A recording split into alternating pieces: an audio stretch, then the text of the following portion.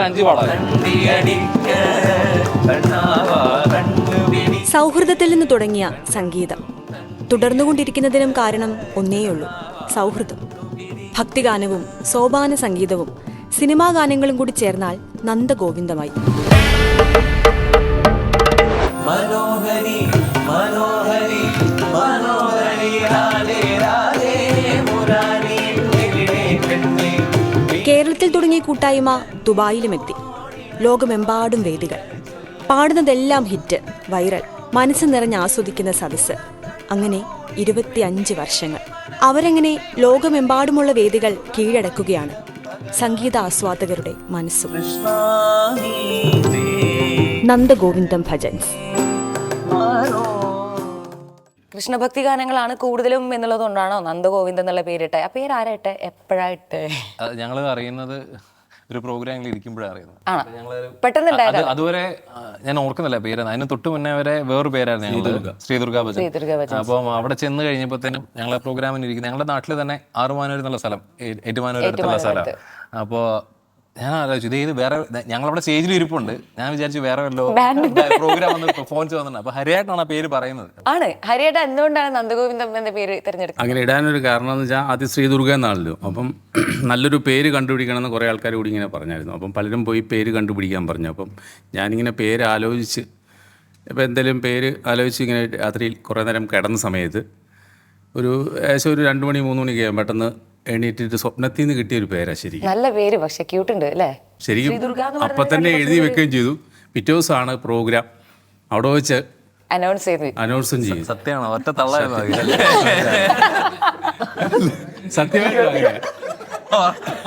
സത്യമായിട്ടും അങ്ങനെ കിട്ടിയ പേരാണ്. അത് ന്യൂമറോളജി പ്രകാരം 5 എന്നൊരക്കം വന്നു കഴിഞ്ഞാൽ 5 അക്കമുള്ളതാണല്ലോ. അത് വന്നു കഴിഞ്ഞാൽ ഭയങ്കര പവറായിരിക്കും എന്നൊക്കെ പലരും പറഞ്ഞു. ഞങ്ങൾ വിശ്വസിക്കുന്നുണ്ട്. കാര്യം വെച്ചാൽ ഞാൻ വഴി പ്രവീൺ വന്നു, പ്രവീൺ വഴി ശ്രീലാല് വന്നു, ശ്രീലാല് വഴി മനു വന്നു. അങ്ങനെ ഒരാളിപ്പം ഞാൻ ദുബായിക്ക് പോയി കഴിഞ്ഞാൽ അടുത്ത ആൾ വന്നു. ഇപ്പം പ്രവീൺ ഇപ്പം കാനഡയ്ക്ക് പോയി. അപ്പോൾ അവിടെ ഒരു ടീം സെറ്റായി. ഇതിന് സ്റ്റോപ്പില്ല, അന്ത്യമില്ല, അതിങ്ങനെ അൺസ്റ്റോപ്പബിൾ, സ്പ്രെഡ് ആയിക്കൊണ്ടേ ഇരിക്കും എന്നുള്ള അങ്ങനെ ഒരു മീനിങ് ഒരാൾ പറഞ്ഞത്. അപ്പോൾ അത് ആ ഒരു കാര്യത്തിൽ ഞാൻ വിശ്വസിക്കുന്നുണ്ട്. നമ്മുടെ ഉണ്ണിച്ചേട്ടൻ്റെ അച്ഛനാണ് രാജേന്ദ്ര പണിക്കർ അല്ലേ? അദ്ദേഹത്തിൻ്റെ ഒരു മാനസിക സന്തോഷത്തിന് വേണ്ടി, അതായത് കാഴ്ച ബുദ്ധിമുട്ട് വരുന്ന സമയത്ത് അത് സന്തോഷത്തിന് വേണ്ടി തുടങ്ങിയതാണ് നിങ്ങൾ. I am sorry, unfortunately he's not no more right now. പക്ഷേ അദ്ദേഹത്തിന് വളരെ തൃപ്തിയായ രീതിയിലായിരുന്നു നിങ്ങളുടെ അവസാനത്തെ സ്റ്റേജുകളിൽ ഉണ്ടാവുക അല്ലേ? പണിക്കരേട്ടനെ കുറിച്ച് എല്ലാവരും ഇപ്പോഴും ചോദിക്കാറുണ്ട്. പ്രോഗ്രാംസിന് പോകുമ്പോൾ അദ്ദേഹം എവിടെയെന്ന് ചോദിക്കാറുണ്ട്. അദ്ദേഹത്തിന് ആൾക്കാർ മിസ് ചെയ്യുന്നു പറയാറുണ്ട്. അപ്പോൾ അവരെക്കാളൊക്കെ ഉപരി പണിക്കരേട്ടനെ മിസ് ചെയ്യുന്ന ആൾക്കാരാണ് ഇവിടെ ഇരിക്കുന്നത്, ഞങ്ങളെല്ലാവരും. അപ്പം ഈ ഒരു ഗ്രൂപ്പ് ഉണ്ടാകാനായിട്ട് ഇത്രയും പേര് വന്നെങ്കിലും ആൾക്കാരെ ഒരുമിച്ച് കൂട്ടിയ വ്യക്തി പണിക്കരേട്ടനാണ്. അപ്പം പല സ്ട്രഗിൾസ് ഇടയ്ക്കൂടെ പോയിട്ടുണ്ട്. നമ്മൾ കാണുമ്പോൾ 25 വർഷമായിട്ടാണ് തോന്നുന്നത്. പക്ഷേ എന്നാലും അതിനിടയ്ക്കൂടെ ഇത്രയും പേര് ഒരുമിച്ച് കൊണ്ടുപോകണം. അപ്പോൾ അതിൻ്റെ അകത്ത് ഒരു ബാക്ക് ബോൺ എന്ന് പറയുന്ന അതിനെ, ആ ത്രെഡിനെ എല്ലാം എന്താ പറയണ്ടേ, കോർത്ത് വെച്ചുകൊണ്ടിരുന്ന വ്യക്തിയാണ്. മണിവള കിലുങ്ങുന്ന കയ്യാലെ, അതാണല്ലോ ആദ്യം സോഷ്യൽ മീഡിയയിൽ കിലുങ്ങിയത്.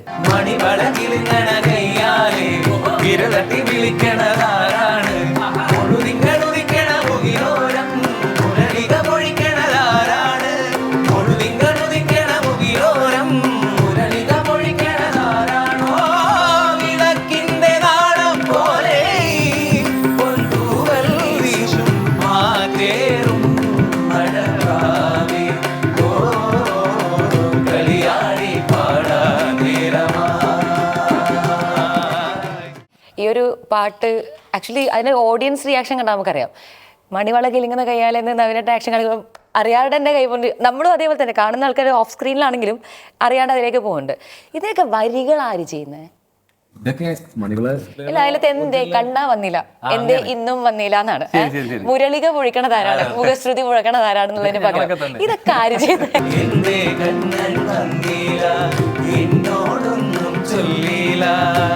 അനുരാഗം നീട്ടും ഗന്ധർവനും ഈ സ്വപ്നം കാണും മധുരാപുരി വാഴും മന്നവൻ,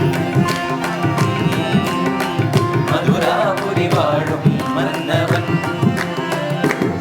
ഈ വരികളൊക്കെ ചെറിയ അതല്ലാതെ അതിന്റെ പാട്ട് എഴുതിയത് മനോരമയിലെ മ്യൂസിക് അവാർഡ് ഷോയ്ക്ക് പോയ സമയത്ത്. അപ്പം ചിത്ര ചേച്ചിക്കും സുജാത ചേച്ചിക്കും വേണ്ടി ഒരു ഡെഡിക്കേഷൻ അവർ പറഞ്ഞു. അപ്പം ഞങ്ങൾ ചൂസ് ചെയ്ത പാട്ട് അതിൻ്റെ തമിഴ് വേർഷൻ ആയിട്ടുള്ള രാധേമനത്തിലായിരുന്നു. അപ്പോൾ രാധേമനത്തിന് റൈറ്റ്സ് ഇല്ലാത്തപ്പോഴത്തേനും അപ്പോൾ ഞാൻ പ്രപ്പോസ് ചെയ്തു അങ്ങനെ ഒരു കാര്യം ചെയ്യാം, നമുക്ക് മലയാളത്തിൽ എഴുതാം.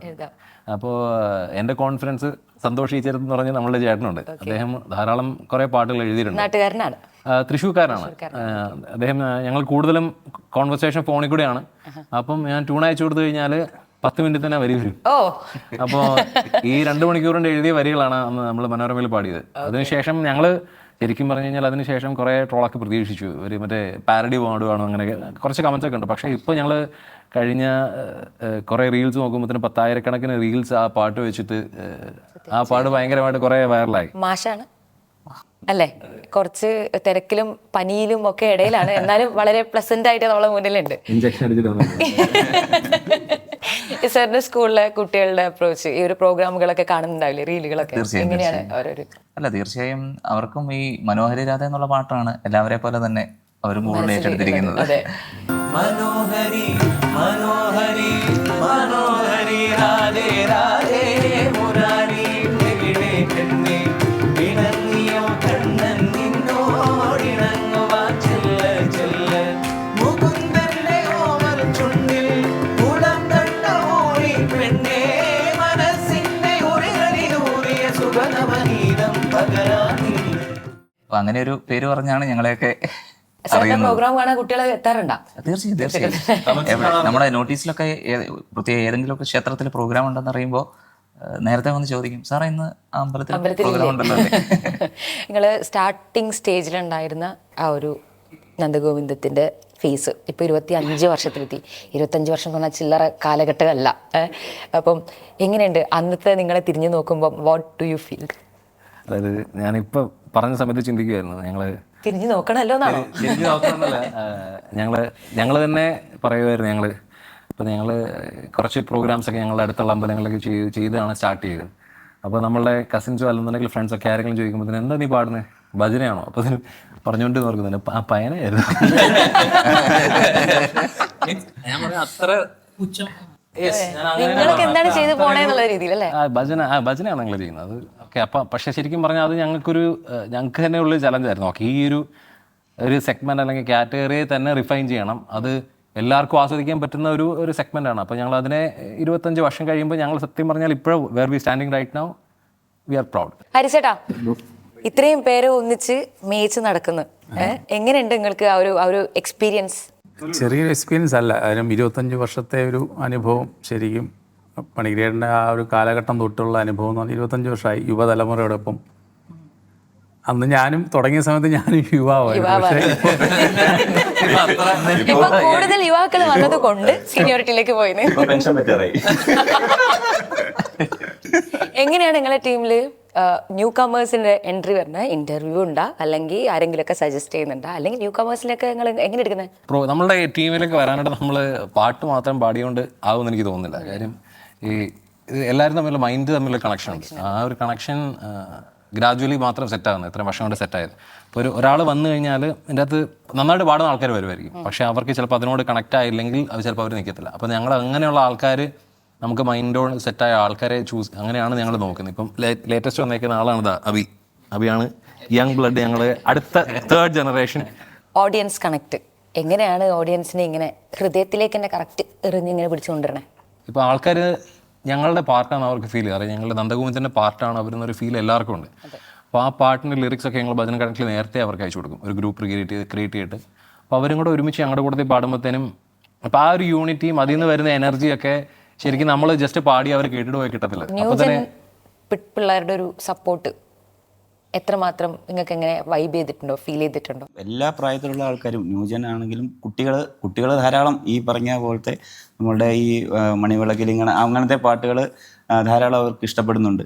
പക്ഷേ പ്രായമുള്ളവർ പോലും ഇത്തരത്തിലുള്ള പാട്ടുകൾ ഒരുപാട് നമ്മുടെ വീഡിയോസിലൊക്കെ കാണാൻ പറ്റും. നമ്മളുടെ ഒരുപാട് പ്രായമുള്ള ആൾക്കാരൊക്കെ ഇവരെ ഈ വീഡിയോസിനൊക്കെ കൈയടിക്കുന്നതൊക്കെ ആയിട്ട് കാണാൻ പറ്റും. അപ്പോൾ എല്ലാ പ്രായത്തിലുള്ള ആൾക്കാർക്കും ഭയങ്കരമായിട്ട് ഇഷ്ടപ്പെടുന്നുണ്ട്.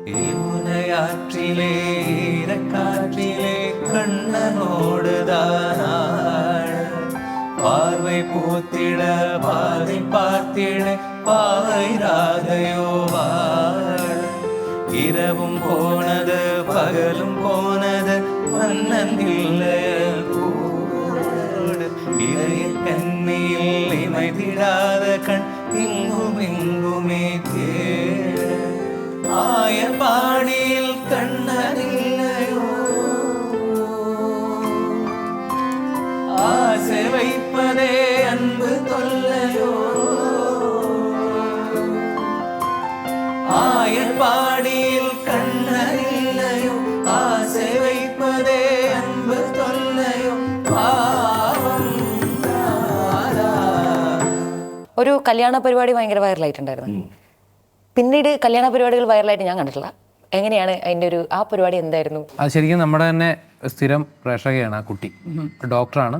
പുള്ളിക്കാരുടെ കല്യാണത്തിന് വേണ്ടി ഇങ്ങനെ വിളിച്ചു ചോദിച്ചു, നിങ്ങളുടെ ഒരു പ്രോഗ്രാം വെക്കണം എന്ന് ആഗ്രഹമുണ്ട്. അപ്പം സാധാരണ കല്യാണത്തിന് ഡാൻസും അങ്ങനെയൊക്കെ ഇതാണ്, അപ്പം അവർക്ക് കുറച്ച് ഡിഫറെൻ്റ് ആയിട്ട് നിങ്ങളുടെ പ്രോഗ്രാം വെക്കണം എന്ന് ആഗ്രഹമുണ്ടെന്ന് പറഞ്ഞു. അപ്പം നമ്മളത് ടീമിൽ പ്ലാൻ ചെയ്തപ്പം ചെയ്യാമെന്ന് പറഞ്ഞു. അങ്ങനെ ഞങ്ങൾ പോയി ചെയ്തു. പക്ഷെ അത് ഭയങ്കര ഇതായി.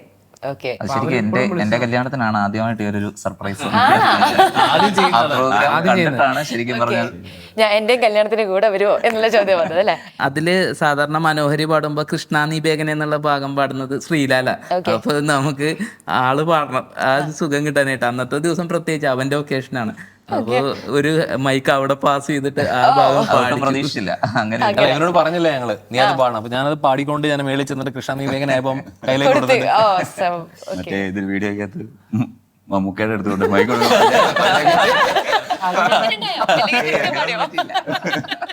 കൃഷ്ണ നീ വേഗനേ മാറോ കൃഷ്ണ നീ വേഗനേ മാറോ മാറോ മാറോ കൃഷ്ണ നീ വേഗനേ മാറോ. നിങ്ങളുടെ പ്രോഗ്രാമുകളുടെ ഇടയിൽ ഇതുപോലെ പിന്നീട് നിങ്ങൾ പ്രോഗ്രാം കഴിഞ്ഞ് പാക്ക് ചെയ്ത് നിങ്ങൾ വണ്ടിയിൽ എത്തുമല്ലോ, അപ്പോഴാണോ നമ്മൾ നമ്മളായി മാറുന്നത് പെർഫോമിംഗിൽ അപ്പുറം. എന്നിട്ട് നിങ്ങൾ ചിരിച്ച് മൂക്ക് കുത്തി എത്ര സന്ദർഭങ്ങൾ ഉണ്ടായിട്ടുണ്ടോ?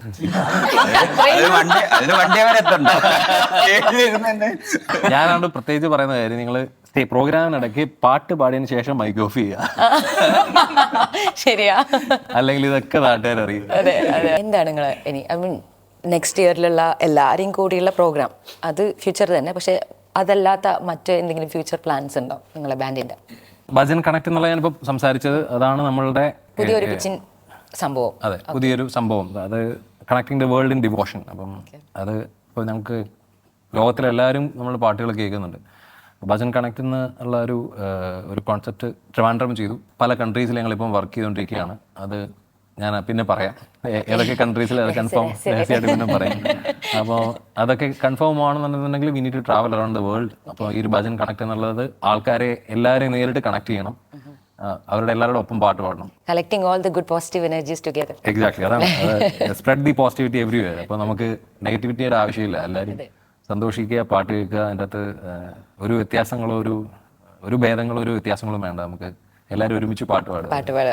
കൊള്ളை നിലവടിക്കും വെള്ളരാത്തിരിയിൽ കോതരാതെ നടந்தார் മൂங்கிൽ കാട്ടിൽ ഒരു ഗാനം കസൈந்து മൂച്ചു വാങ്ങി ഉറൈந்தார் பாடல் வந்த வழியாடை பறந்ததையும் பாவை மறைந்து துளைந்தார் நெஞ்சை மூடி கொள்ள ஆடை தேவை என்று நிலவின் நுனியை இழுத்தார் நெஞ்சினோசை ஒடுங்கிவிட்டார் நிழலை கண்டு நடுங்கிவிட்டார் கண்ணன் தேடி வந்த மகள் தன்னை தொலைந்து மயக்கிவிட்டார் தான் இருக்கின்ற இடத்தினில் இருடைய கனவிலே எங்கே சொல் சொல் கண்ணண்டு கண்டி அடிக்க கண்ணாவா கண்டு விழிக்க ராதை மனதில் என்ன ரகசியமோ கண்ணண்டும் கண்டி அடிக்க கண்ணாவா கண்டு விழிக்க கண்ணண்டும் கண்டி அடிக்க கண்ணாவா கண்டு விழிக்க.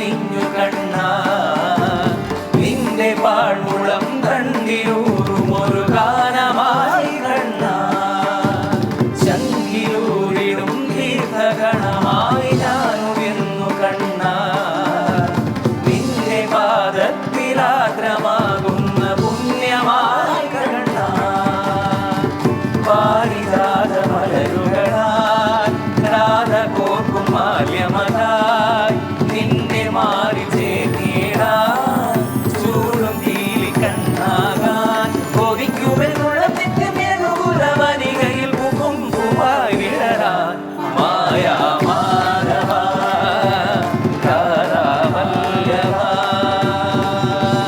മഴവിൽ തേരിറങ്ങി വന്ന മായാ മാധവനിൻ മനസ്സിൽ നർത്തനമായി മയക്കും മഞ്ചിമയായി കുളിർക്കും നിർവൃതിയായി തളിർക്കും സാന്ത്വനമായി